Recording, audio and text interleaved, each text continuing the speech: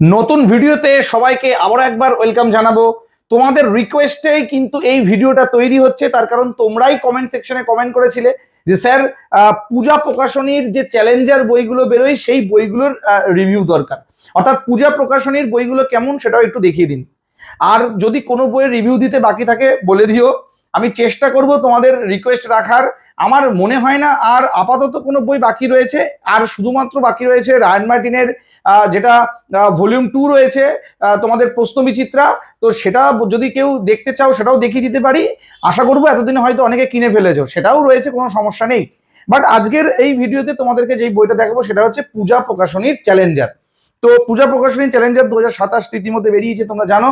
চলো আগে বইটাকে দেখাই, তারপর তোমাদেরকে আমি এই বইটা সম্পর্কিত কিছু কথা থাকবে বা মন্তব্য যদি থাকে তাহলে আমি সেটা তোমাদেরকে বলবো। এটা হচ্ছে পূজা প্রকাশনীর ভৌতবিজ্ঞান বইটা তোমাদেরকে দেখাচ্ছি। দেখো চ্যালেঞ্জার লেখায় রয়েছে 2027 পশ্চিমবঙ্গ মধ্যশিক্ষা পর্ষদ নির্ধারিত সিলেবাস। চলো প্রথমে একটা মজার জিনিস দেখাই।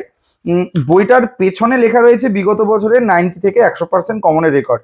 আমার প্রথমেই একটা জিনিস কেমন একটা লাগলো যে আমরা জানি যে কত পার্সেন্ট কমন এসছে, যদি সত্যি 90 থেকে 100% কমন এসে থাকে তাহলে বইয়ের শুরুতে কেন লেখা নেই? হ্যাঁ, এটাকে পেছন উল্টিয়ে দেখতে হবে যে কত পার্সেন্ট কমনের রেকর্ড।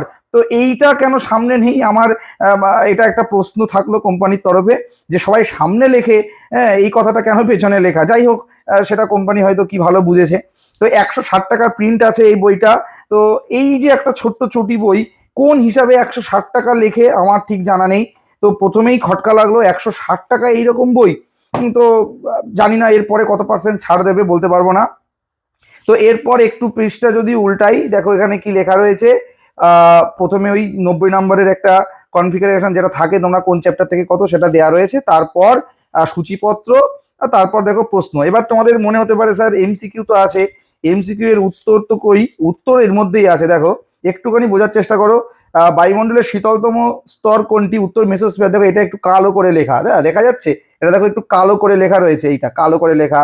অবলোহিত রশ্মি কালো করে লেখা, এই যে মিথেন কালো করে লেখা। তো একটুখানি চোখ দিয়ে দেখতে হবে, তাহলে বোঝা যাবে। এবার এখানে আরেকটা কোয়েশ্চেন আমার, যে এই জায়গাগুলো জিজ্ঞাসা চিহ্ন, দাগ নাম্বার নেই কেন? মানে এটাও একটা কি টুইস্ট, আমি ঠিক বুঝলাম না, যে প্রশ্নের পাশে কোনো দাগ নাম্বার নেই।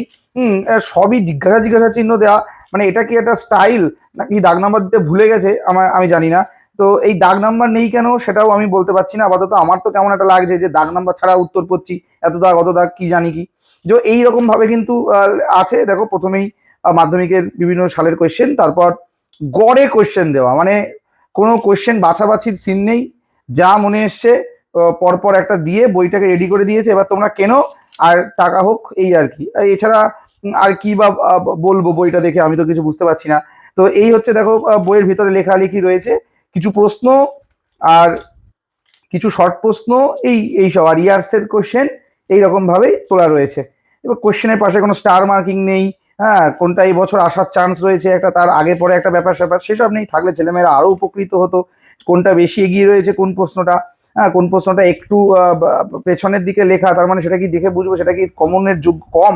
মানে এই যে জিনিসগুলো আমার ঠিক ভালো লাগলো না, এই আর কি। চলো আমি আরেকটা জিনিস তোমাদেরকে দেখাই, চলতরিতের ক্ষেত্রে তোমাদেরকে একটা জিনিস দেখাই। চলতরিতে চলতরিতে আসি। এই যে চলতরিতে এসে দেখো, তড়িৎ প্রবাহের তাপীয় ফল সংগত জুলের সূত্র, জাস্ট মানে শুরুতেই ইকুয়েশনটা লেখা, কিন্তু এটা তিনটে এক জায়গায় করলে কি হয়, H varies I square R D, সেই পার্টটা নেই। এইটুকু লিখলে কিন্তু 3-3 পাওয়া যাবে না, ব্যাখ্যাও করতে হবে। এটা কিন্তু 3 মার্কসের মধ্যে ওরা রেখেছে। তো এই জায়গাগুলো গুরুত্ব দিতে হবে, লেখার অনেক রকম কিন্তু ত্রুটি রয়েছে আমি দেখছি। তো এইরকম লিখলে কিন্তু মাধ্যমিকে মনে হয় না ফুল মার্কস দেবে।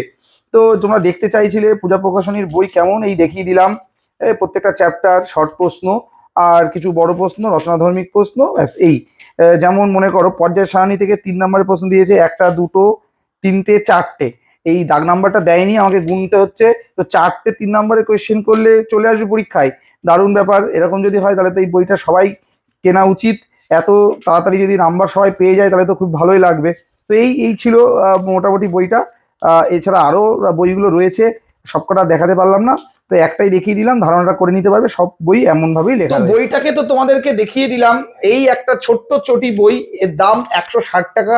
কোন দিক থেকে রাখা হলো আমি জানি না। আমার তো মনে হয় এই বইটা ওই 60 থেকে 70 টাকা হলে ঠিক হয়। আমার মতে, কেননা এই একটা ছোট্ট চটি বই, সেটা কোম্পানি ভালো বুঝবে কি জন্যে এই দাম লিখে রেখেছে। তো বইটা হয়তো তোমরা কিনতে গেলে মিনিমাম 110-20 টাকা তো লেগেই যাবে। তো আমি বলবো যারা ফাঁকিবাজ, যারা সারা বছর ধরে পড়াশোনা কিচ্ছু করনি, এই কটা প্রশ্নের আশায় যদি তুমি পরীক্ষা দিতে যাও, আর তাহলে অবশ্যই বইটা কেনো, আমার কিছু বলার নেই আর। তার কারণ হচ্ছে যারা একদম পড়াশোনা কিচ্ছু করো না, কমনের আশাই টোটালি পরীক্ষা দিতে যাবে বলে ভাবছো, তো এই কটা প্রশ্ন পড়ে যেও, যদি আসে তো পরীক্ষা লিখতে পারবে, না আসলে পেন গালে নিয়ে বসে থাকতে হবে, এই আর কি। তো এটা তোমাদের পার্সোনাল ব্যাপার, কিনবে কি কিনবে না, আমি যা দেখানো দেখিয়ে দিলাম। তো এটাই ছিল পূজা প্রকাশনীর বইয়ের রিভিউ। তো এরপর যদি অন্য কোনো বইয়ের দেখতে তোমাদের ইচ্ছা হয় আমাকে জানিও, আমি অবশ্যই দেখিয়ে দেবো। ভালো থেকো সবাই, টেক কেয়ার।